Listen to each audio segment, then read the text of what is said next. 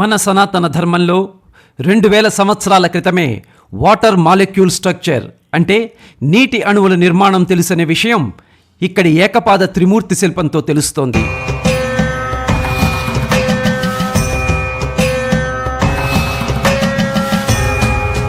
ఇక్కడ మధ్యాహ్న పూజా విధానం చాలా ప్రత్యేకం. చీరకట్టులో పూజారి పూజ చేసే ఆలయం.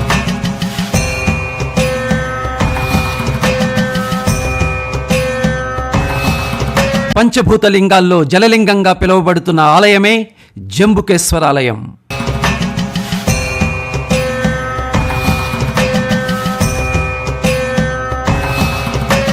శివపార్వతుల కళ్యాణం జరగని అరుదైన క్షేత్రం ఇదే. ఇక్కడ శివపార్వతులు గురు శిష్యులతో సమానం.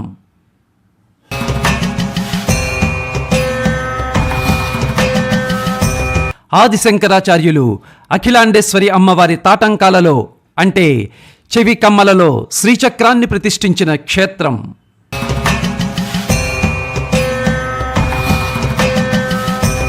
రెండు 2000 సంవత్సరాల క్రితం నిర్మించిన అద్భుత దేవాలయం జంబుకేశ్వరాలయం.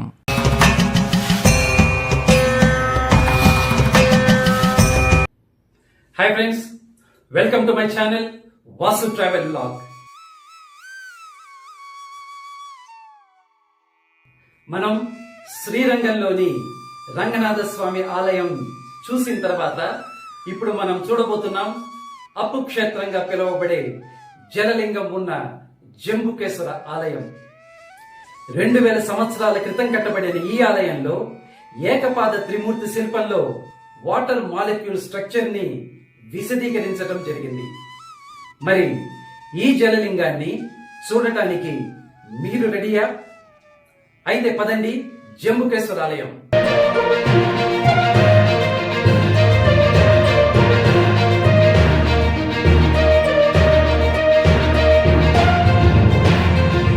ఫ్రెండ్స్, మనం ఇప్పుడు శ్రీరంగంలో ఉన్న మరొక ప్రసిద్ధ దేవాలయమైన జంబుకేశ్వరాలయానికి వెళ్తున్నాము. ఇది శ్రీరంగం రంగనాథ స్వామి ఆలయానికి అతి దగ్గరలో ఉంది. దీన్నే తిరువనైకావల్ అని కూడా అంటారు. మనకున్న పంచభూత లింగాల్లో పృథ్వీలింగం కాంచీపురంలోని ఏకాంబరేశ్వరాలయం, వాయులింగం శ్రీకాళహస్తిలో, అగ్నిలింగం అరుణాచలంలో, ఆకాశలింగం చిదంబరంలో, అలాగే జలలింగం జంబుకేశ్వరాలయంలో. ఈ పంచభూత లింగాల్లో మనం ఇప్పుడు చూడబోతున్నది జలలింగం జంబుకేశ్వరాలయంలో. మనం అక్కడికి చేరే లోపల ఇతిహాసం గురించి తెలుసుకుందాం. మొదటి కథ ప్రకారం ఇక్కడ శంభుడు అనే ఋషి ఉండేవారు. ఆ ఋషి అత్యంత శివభక్తుడు. శివుని పూజించందే మంచినీరు కూడా స్వీకరించేవాడు కాదు. కాలం గడుస్తూ ఉండగా ఒకసారి శంభుడికి శివుణ్ణి ప్రత్యక్షంగా చూడాలనే కోరిక కలిగింది. ఆ విధంగా శివుణ్ణి ప్రసన్నం చేసుకోవడానికి తపస్సు చేయనారంభించాడు. శివుడు అతని తపస్సుకు మెచ్చి ప్రత్యక్షం అయ్యి వరం కోరుకోమనగా శంభుడు శివుణ్ణి ప్రత్యక్షంగా పూజించే వరం కోరుకున్నాడు. భోళాశంకరుడు అంగీకరించి, ఇక్కడ లింగ రూపంలో వెలుస్తాను, నువ్వు జంబు వృక్ష రూపంలో ఉండి నన్ను పూజించదవు అని చెప్పి అంతర్ధానమవుతాడు. శివుడు శంభుడికి ఇచ్చిన వరం ప్రకారం లింగంగా ఆవిర్భవించగా శంభుడు జంబువృక్షమై శివుణ్ణి అర్చిస్తూ ఉంటాడు. ఆలయ ప్రాంగణంలో ఉన్న జంబువృక్షమే శంభుడిగా ఇక్కడి భక్తులు నమ్ముతారు. జంబువృక్షం అంటే నేరేడి చెట్టు అనర్థం.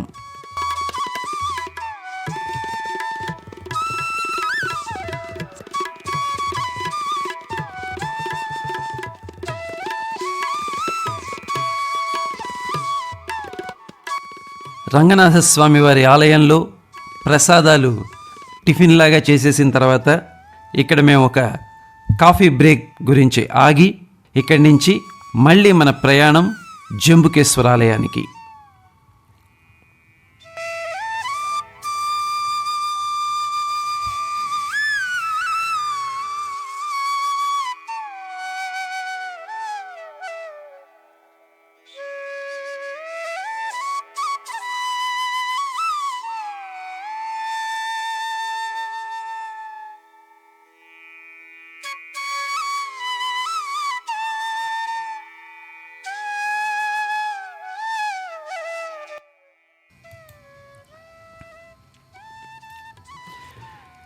చారిత్రక ఆధారాల ప్రకారం ఈ ఆలయం శ్రీరంగంలో ఉన్న రంగనాథ స్వామివారి ఆలయం కన్నా పురాతనమైనదని తెలుస్తోంది.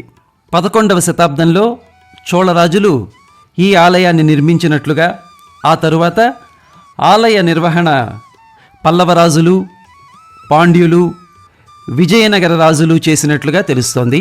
స్వామి దీపధూపాలతో పాటు ఉత్సవాల నిర్వహణకు మణిమాన్యాలు ఏర్పాటు చేసినట్లుగా కూడా తెలుస్తోంది. నయనార్లలో ప్రసిద్ధి పొందిన సుందరర్, సంబంధర్ మొదలైన వారు స్వామివారిని సేవించి తరించారు. తిరువణైక్కావల్ జంబుకేశ్వర ఆలయం ఎదురుగుండా మీకు సాలెపురుగు ఒకటి కనిపిస్తోంది కదా, ఆ స్టోరీ అది నేను తర్వాత చెప్తాను.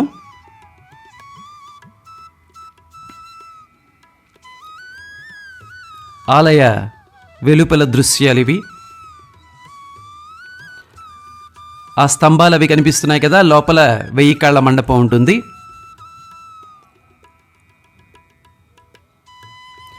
ఆ ఎదురుగుండా వినాయకుడి గుడి.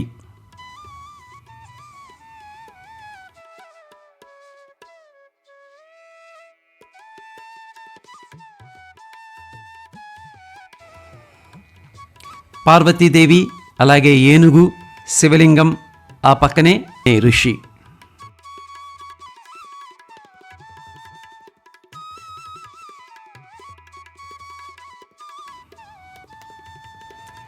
ఆలయం లోపలికి మనం ఇలా వెళ్తుంటే ఎడం చేతి వైపు మనకి సెల్ ఫోన్స్ డిపాజిట్ చేసే కార్యాలయం ఉంటుంది.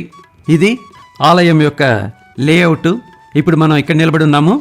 ఆఫీస్, అక్కడే సెల్ ఫోన్ డిపాజిట్ సెంటర్, వెనకాల 1000 కాళ్ల మండపం, కుడి చేతి వైపు కోనేరు, ముందర నెల్లప్పర్ గోపురం, నాచయ్యర్ తోట, కార్తీక గోపురం, జంబుకేశ్వరుని సన్నిధి, అఖిలాండేశ్వరి అమ్మవారి సన్నిధి. ఈ దేవాలయం విశాలమైన ప్రాకారాలతోటి ఎత్తైన గోపురాలతో ఉంది. 25 ఎకరాల విస్తీర్ణంలో 5 ప్రాకారాలు కలిగి ఉంది. ఆలయానికి మొత్తం 7 గోపురాలు ఉన్నాయి. జంబుకేశ్వర స్వామివారు పశ్చిమాభిముఖంగా ఉంటారు. గర్భగుడి పక్కన అఖిలాండేశ్వరి ఆలయం కూడా ఉంది. అమ్మవారి విగ్రహం స్వామివారి విగ్రహానికి ఆపోజిట్లో ఉన్నట్టుగా ఉంటుంది. ఇక్కడ శివుడు అమ్మవారికి శివ జ్ఞానాన్ని ఉపదేశించారు అని చెప్తారు. అందుకే ఇక్కడ స్వామివారు అమ్మవారు గురు శిష్యుల అనుబంధంతో ఉంటారు.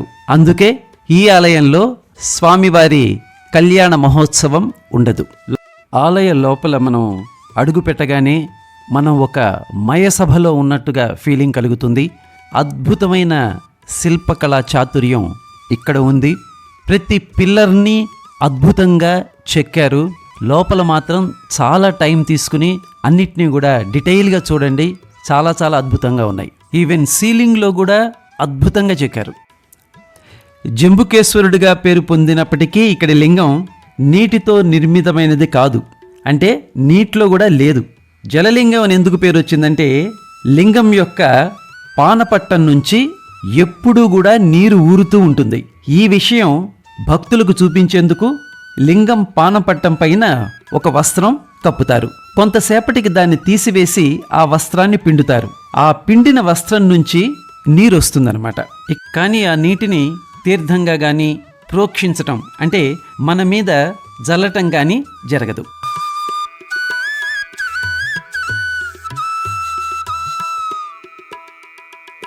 ఇక్కడ గర్భగుడిలో గవాక్షానికి నవద్వార గవాక్షం అని అంటారు. గర్భాలయంలో ఉన్న జంబుకేశ్వరుడినే అప్పులింగేశ్వరుడు, నీర్ తిరునాథర్ అని కూడా పిలుస్తుంటారన్నమాట. అన్నిటికంటే ముఖ్యమైన శిల్పాన్ని మనం ఇప్పుడు చూస్తున్నాము. దీన్నే ఏకపాద త్రిమూర్తి శిల్పం అంటారు. ఇది ఆలయం లోపలే ఉంది. ఇది ఒక interesting topic. Water molecule structure యొక్క విశ్లేషణ జంబుకేశ్వర ఆలయంలో అంటే 2000 సంవత్సరాల క్రితం కట్టిన ఈ ఆలయంలో ఉంది అని. దానికి నిర్ధారణగా ఒక పోస్ట్ చూశాను నేను FBలో ఆర్ ఇన్స్టాలో. జంబుకేశ్వరం ఒక జలలింగం కాబట్టి ఇప్పుడు మనం చూస్తున్న ఈ ఏకపాద త్రిమూర్తి శిల్పంలో వాటర్ మాలిక్యూల్ని రిప్రజెంట్ చేశారు అనేది వీరి వాదన. ఎలాగంటే పరమేశ్వరుడు ఒక కాలుపై మధ్య భాగంలో నిలబడి ఉన్నాడు. బ్రహ్మ ఒకవైపు, విష్ణువు మరొక వైపు ఉన్నారు. వాళ్ళెలా ఉన్నారంటే ఒక కాలు శివునికి ఆనించి రెండో కాలు గాలిలో ఉన్నట్టుగా ఉంది. వారు ఆనించిన కాళ్ళు ఒక యాంగిల్లో ఉన్నాయి. ఇందులో చూసినట్లయితే బ్రహ్మ విష్ణువు కలిసి శివుడితో ఒక యాంగిల్ సృష్టించారనుకోవచ్చు. మనం ఆ సెంటర్ లైన్స్ని బ్రహ్మ విష్ణు నుదుటి బొట్టుతో గాని కలిపితే 104.5 డిగ్రీలు వస్తోంది. అంటే వాటర్ మాలిక్యూల్ యాంగిల్ అన్నమాట. H2O bond angle. అలాగే ఆక్సిజన్కి 2 లోన్ ఎలక్ట్రానిక్ పెయిర్స్ని రిప్రజెంట్ చేస్తూ కింద బ్రహ్మ వాహనమైన హంస, శివుడి వాహనమైన నంది, విష్ణు వాహనమైన గరుడ, ఆ పక్కనే నారదుడితోటి ఈ స్ట్రక్చర్ని విశ్లేషించారు. మామూలుగా అయితే పైన త్రిమూర్తులున్నారు, వారి వాహనాలు కింద ఉన్నాయి అనుకోవచ్చు. కానీ నారదుణ్ణి కూడా అక్కడ చెక్కటం అన్నది ఆ ఎలక్ట్రానిక్ పెయిర్స్ని రిప్రజెంట్ చేశారు అని తెలుస్తోంది. అంటే మన పూర్వీకులకి ఈ నీటి అణువుల నిర్మాణం ముందే తెలుసు అని మనకి తెలుస్తోంది. మీ సజెషన్స్ ఏమైనా ఉంటే దయచేసి కామెంట్ రూపంలో తెలియపరచండి. మనం దేవాలయానికి ప్రవేశించే ముందర అక్కడ ఒక సాలెపురుగు బొమ్మ కనిపించింది కదా, దాని గురించి మనం తర్వాత తెలుసుకుందామని చెప్పాను. అలాగే ఇందాక నేను నవద్వార గవాక్షం అని కూడా చెప్పాను. స్వామివారి గర్భగుడిలో స్వామివారిని దర్శించుకునేందుకు నవద్వార గవాక్షం ఉండేది అని.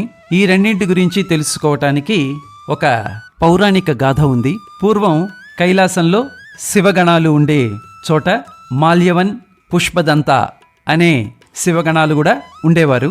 వాళ్ళు శివగణాలైనా కూడా ఎప్పుడూ ఇద్దరూ కొట్టుకుంటూ ఉండేవారు. ఒకసారి ఘర్షణ తీవ్రమై మాల్యవన్ పుష్పదంతుణ్ణి భూలోకంలో ఏనుగులాగా జన్మించు అని చెప్పి శాపం ఇచ్చాడు. అప్పుడు పుష్పదంతుడు మాల్యవన్ని నువ్వు కూడా భూలోకంలో ఒక సాలెపురుగులాగా జన్మిస్తావు అని శపించాడు. కాలక్రమేణా ఈ ఏనుగు అలాగే సాలెపురుగు రెండూ కూడా తిరువణైకావల్కి వచ్చి శివుణ్ణి ఆరాధించటం మొదలుపెట్టాయి. విగ్రహాన్ని రక్షించటానికి సాలీడు దాని చుట్టూ వలకట్టేది. అయితే ఏనుగు విగ్రహాన్ని నీటితో శుభ్రం చేస్తూ ఉండేది. అది దుమ్మును తొలగిస్తోంది అని అనుకుంటూ ఉండేది.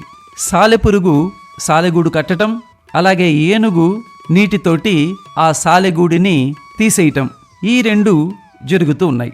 దీనివల్ల ఇద్దరి మధ్య వైరం పెరిగింది. గొడవ మరింత తీవ్రమైంది. కోపంతోటి సాలీడు ఏనుగు తొండంలో దూరి ఏనుగుని ఇబ్బంది పెడుతూ ఉంటే ఆ ఏనుగు సాలీడ్ని చంపాలనే ఉద్దేశంతోటి ఒక చెట్టుకి తల కొట్టుకుని ఏనుగు చనిపోగా సాలీడు కూడా చనిపోయింది. అక్కడితోటి అయిపోలేదు.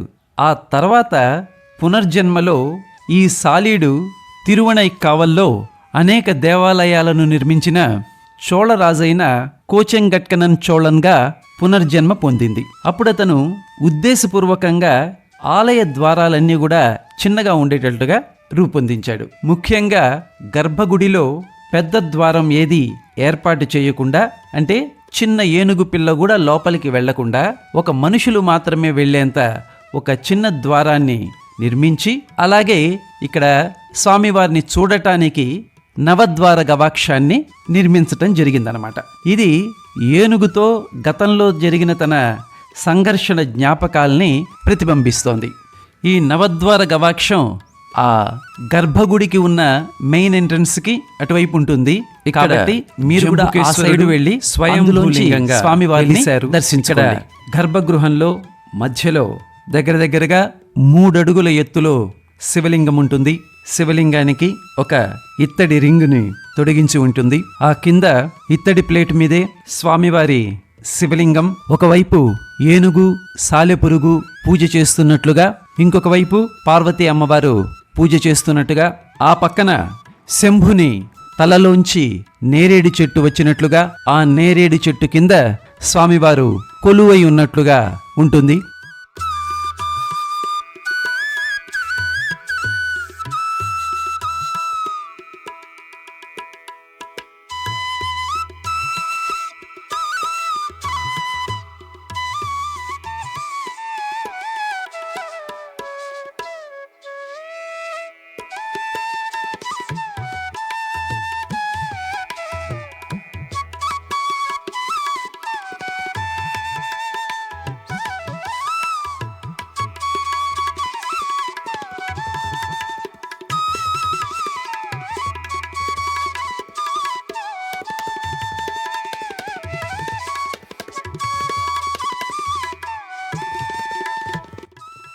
ఇంకో ఇంట్రెస్టింగ్ స్టోరీ కూడా ఇక్కడ ఉంది. ఒకసారి పార్వతీదేవి శివుడు తపస్సు చేసుకుంటూ ఉండగా ఆ తపస్సుని భగ్నం చెయ్యాలని చూశారు. అప్పుడు శివుడు పార్వతీదేవి చర్యలను ఖండిస్తూ భూలోకానికి వెళ్లి తపస్సు చేసుకోమని చెప్పి పంపించేశారు కైలాసాన్ని నుంచి. పార్వతీదేవి అఖిలాండేశ్వరిగా శివుని ఆదేశానుసారం జంబువనంలో తన తపస్సు కొనసాగించాలని నిశ్చయించుకుని అక్కడే ఉన్న కావేరీ నదిలో దాన్నిప్పుడు పున్ని అని పిలుస్తారు. ఆ కావేరీ నీరుతోటి శివలింగాన్ని తయారు చేసి జంబు మహర్షి తల నుంచి వచ్చిన జంబు వృక్షం కింద శివుణ్ణి ఆరాధించటం మొదలుపెట్టారు. ఆ లింగమే అప్పులింగంగా అంటే జలలింగంగా పిలువబడుతోంది.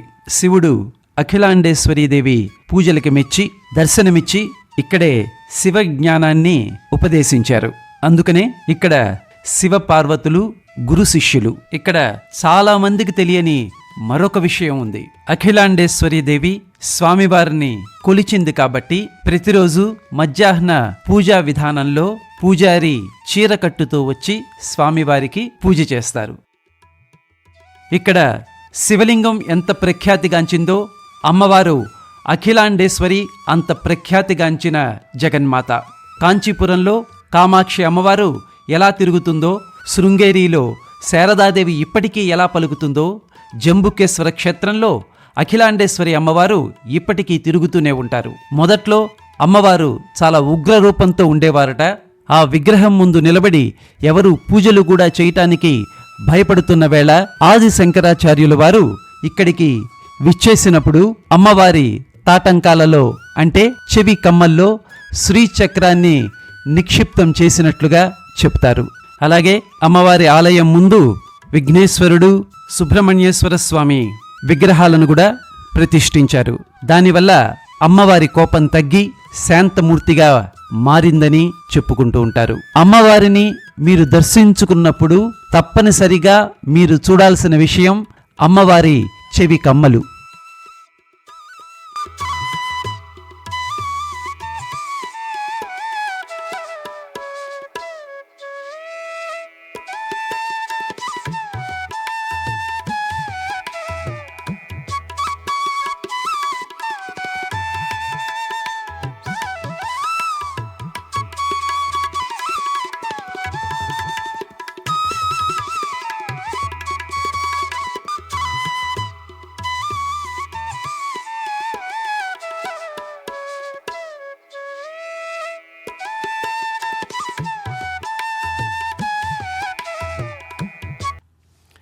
ఫ్రెండ్స్, ఈ వీడియో మీకు నచ్చిందనుకుంటాను. నచ్చితే దయచేసి లైక్ చేయండి, మీ ఫ్రెండ్స్కి కూడా షేర్ చేయండి. అలాగే ఫస్ట్ టైం ఈ ఛానల్ని చూస్తున్న వాళ్ళు దయచేసి సబ్స్క్రైబ్ చేసుకోండి. మరిన్ని వీడియోస్తో మళ్ళీ మనం కలుద్దాం. అప్పటి వరకు టేక్ కేర్, బాయ్.